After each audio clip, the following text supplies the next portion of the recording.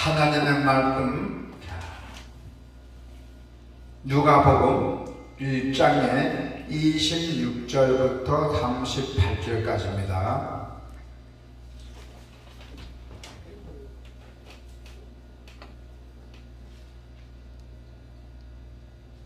다같이 여섯째 달에 천사 가브리엘이 하나님의 보내심을 받아 갈릴리 나사렛이라는 동네에 가서 다윗의 자손 요셉이라는 사람과 약혼한 처녀에게 이르니 그 처녀의 이름은 마리아라. 그에게 들어가 이르되 은혜를 받은 자여 평안할지어다. 주께서 너와 함께 하시도다 하니 처녀가 그 말을 듣고 놀라 이런 인사가 어찌함인가 생각하매 천사가 이르되 마리아여 무서워하지 말라. 너가 하나님께 은혜를 입었느니라. 보라 너가 잉태하여 아들을 낳으리니 그 이름을 예수라 하라. 그가 큰 자가 되고 지극히 높으신 이의 아들이라 일컬어질 것이요 주 하나님께서 그 조상 다윗의 왕위를 그에게 주시니 영원히 야곱의 집을 왕으로 다스리실 것이며 그 나라가 무궁하리라. 마리아가 천사에게 말하되 나는 남자를 알지 못하니 어찌 이 일이 있으리까. 천사가 대답하여 이르되 성령이 내게 임하시고 지극히 높으신 이의 능력이 너를 덮으시리니 이러므로 나실 바 거룩한 이는 하나님의 아들이라 일컬어지리라. 보라 너 친족 엘리사벳도 늙어서 아들을 배우느니라. 본래 임신하지 못한다고 알려진 이가 이미 6달이 되었나니 대저 하나님의 모든 말씀은 능하지 못하심이 없느니라. 마리아가 이르되 주의 여종이오니 말씀대로 내게 이루어지이다 하늘 천사가 떠나가니라. 아멘.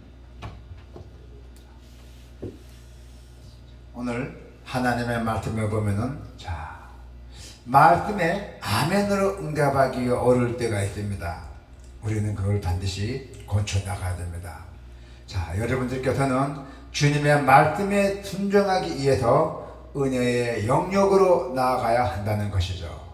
여러분, 오늘 본문 말씀에 더욱더 중요한 것은 오늘 우리가 금방 동경 봉독한 같이 1장의 26절부터 38절까지 핵심이에요.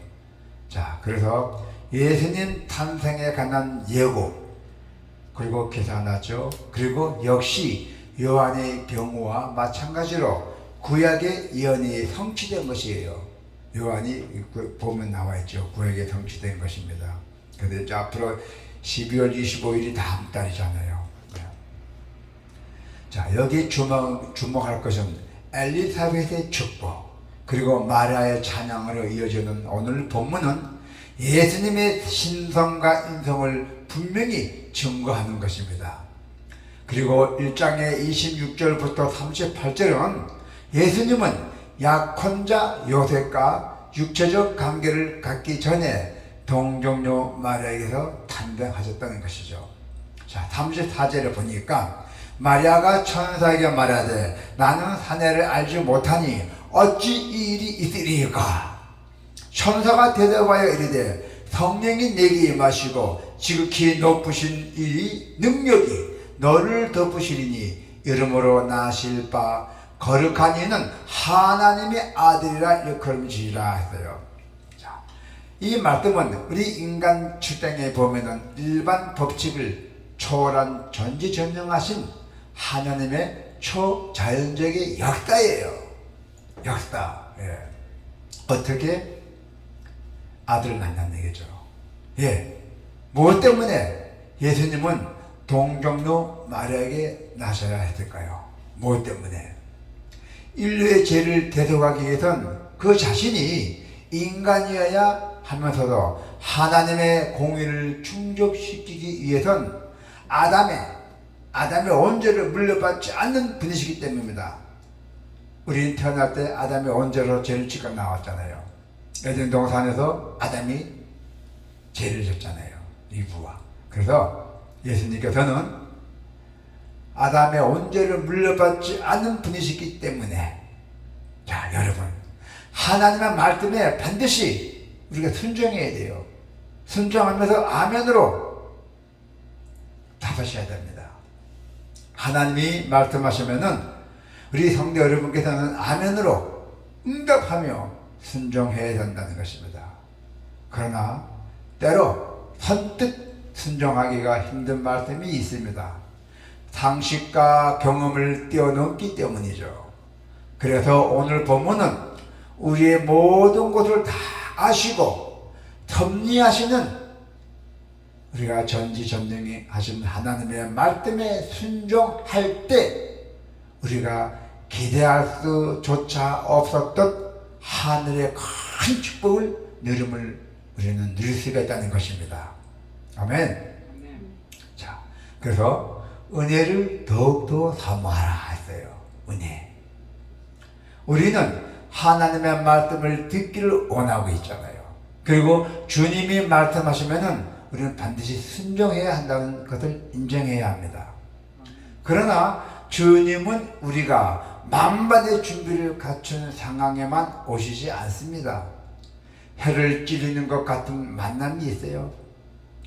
자, 여기 자세히 보면은 아브라함, 거대한 인물이잖아요. 아브라함은 100세에 낳은 아들을 바치라는 명령을 받았잖아요. 아브라함이 아들이 없어갖고 엄청난 기도를 했는데 나이 100세에 사라가 90 넘을 때 그때 아들을 낳았어요. 하나님께서 축복 주셔갖고 아들 하나 낳았는데 갑자기 어느 날 하나님께서 경험 같은 목소리로 아브라함에게 너 아들을 명령 바치라, 제단에 바치라 했어요. 또 이사야 선지자는 3년 동안에 벌거벗고 홀딱 벗고 예언하라는 명령을 받았어요. 하나님께서 이사야 선지자에게 너는 3년 동안에 다 맨몸으로 예언하는 명령을 받았어요. 3년 동안이나. 그리고 호세아 선지자는 음란한 여자를 아내로 맞이하라, 그리고 음란한 자식을 낳으라는 그 이해할 수 없는 명령도 받았어요. 자, 이처럼 힘들고 괴로운 명령이 어디 있겠습니까? 여기서 최고 중요한 것은 아브라함이에요.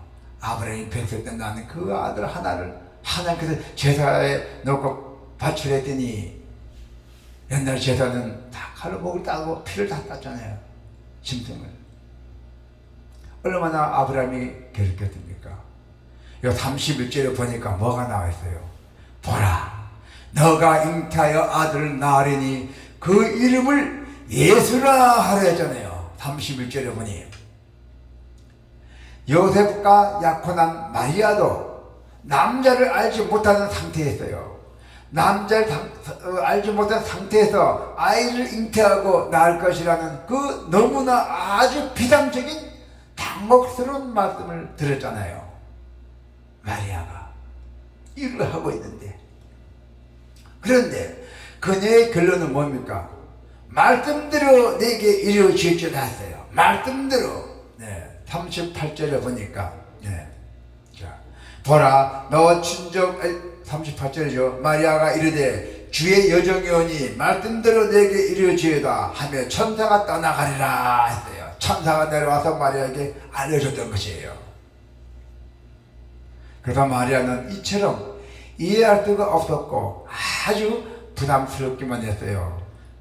천사가 내려와서 그 한 말씀에 내가 어떻게 순종해야 되나, 믿어야 되나 안 믿어야 되나 엄청난 고민을 했던 것입니다. 자, 28절에 보니까 그에게 들어가 이르되 은혜를 받은 자여 평안할지어다, 주께서 너와 함께 하시도다 하니 이랬어요. 자, 그래서 결론, 마리아는 은혜를 받았구나 판단한 거죠. 은혜란 받을 자격이 없는 사람이 하나님께 받는 선물이에요. 공짜로 받는 선물이에요.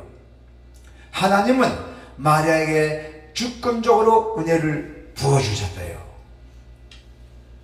하나님의 선택 속에서 하나님의 역사를 이루어가는 그 중에도 하나님의 사람으로 붙드신 것이었어요. 하나님께서 마리아에게. 또한 주님의 은혜는 우리가 감당할 수 없을 만큼 크고 놀랐어요. 그래서 때로 그 은혜가 임하면 두렵고 떨린다고 했어요. 은혜가 너무 오니까, 상상도 할 수 없는 은혜가 오니까 막 두렵고 떨린다고 했어요. 어떻게 떨렸어요? 30절에 보니까 천사가 이르되 마리아여 무서워하지 말라. 너가 하나님께 은혜를 입었느니라. 아멘. 네. 그랬어요. 은혜를 입으니까 너무 떨고 떨렸다는 것이죠. 그러나 은혜를 주시는 분이 우리와 함께 하시는 하나님이시기 때문에 우리는 담대할 수가 있어요. 뭐가 걱정 아닙니까? 하나님이 우리에게 은혜를 주는데, 말씀 앞에서 두려움이 닥쳐올 때 은혜를 더욱더 사모하셔야 돼요.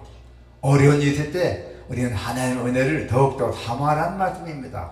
하나님의 은혜가 우리에게 담대하게 딱 세워줄 것입니다. 할렐루야. 그리고 믿음으로 영역으로 나아가라 했어요. 내가 가고 싶은 영역으로 나아가라 했어요.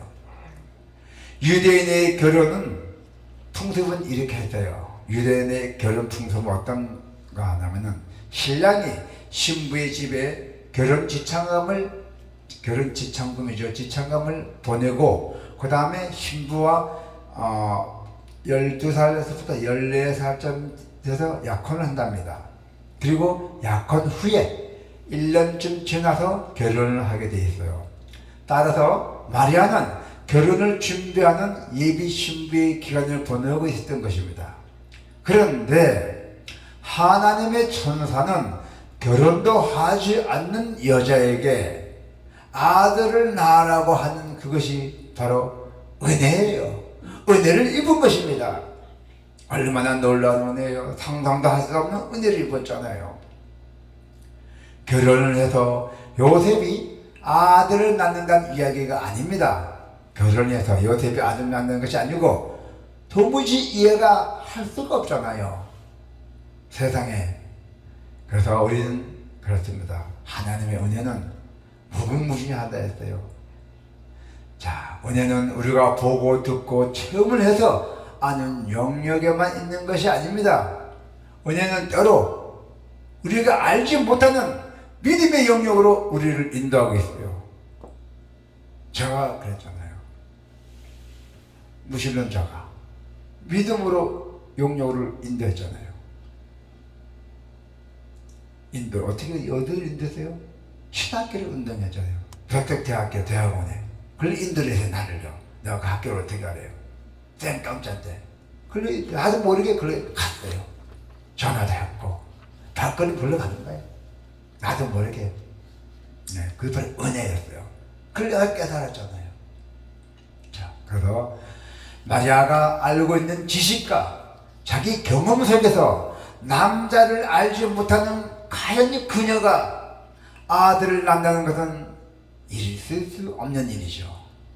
그러나 하나님의 은혜는 이 지식과 경험의 한계를 뛰어넘었어요. 우리는 자신의 지식과 경험, 즉 인간적인 차원에서 주님의 역사를 이해하려고도 합니다. 그러나 하나님의 역사는 인간적인 차원이 아니라 인간의 차원을 초월한 전지전능하신 하나님의 차원에서 이루어진다는 것입니다. 할렐루야.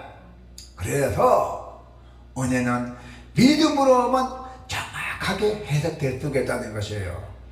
하나님은 성령을 통해서 임하실 때 믿음의 영역으로 가르쳐 주신다고 말씀했어요. 자, 오늘 보면 35절에 보니까 천사가 대답하여 이르되 성령이 내게 임하시고 지극히 높으신 이의 능력이 너를 덮으시리니 이름으로 나실 바 거룩한 이는 하나님의 아들이라 일컬지라 했어요. 자, 그리고 마리아는 그 믿음의 영역에서 어떻게 했어요? 아멘으로 응답했다는 것이에요. 자기 확실히 믿으니까, 증거가 있으니까 아멘 아멘 했던 것이에요. 그래서 우리가 뭐든 할 때 아멘으로 반드시 응답해야 돼요. 이루어지리라, 이루어진다. 아멘. 그리고 우리의 머리로는 이해가 되지 않아도 그 선하신 주님의 역사를 우리가 믿음으로써 순종하는 그 자리에 놀라운 역사가 일어납니다. 생각지도 못한 아주 귀한 일이 일어납니다. 그래서 머리로 이해되어서 아멘이 아닙니다. 마음으로 믿어져서, 진실한 마음으로 믿어져서 아멘입니다. 자격 없는 자신에게 부어 주신 그 하나님의 은혜에 감격하며 더 깊은 믿음으로, 그 믿음의 영역으로 나아간 마리아의 순종은 메시아의 탄생으로 이어졌던 것입니다. 바로 예수잖아요. 10월 24일 10월 20일 태어난 예수잖아요. 말씀의 아멘이 어려울 때 이렇게 기도하십시오. 저도 성경 공부하면서 나갈 때 기도하세요. 이 손 올리기가 너무너무 어려웠어요. 어느 순간에 손이 저절로 올라가는 거예요. 아멘도 그렇고요. 어느 순간에 올라가요. 거기 성령이 임했던 것이죠. 그래서 여러분께서는 말씀의 아멘이 어려울 때 이렇게 기도하십시오. 언제나 선한 것으로 채우시는 주님, 내게 말씀대로 이루어지는 복을 누리게 하소서 하고 그렇게 기도하시면 산조로 모든 것이 평강할지어다. 아멘. 기도가 있겠습니다.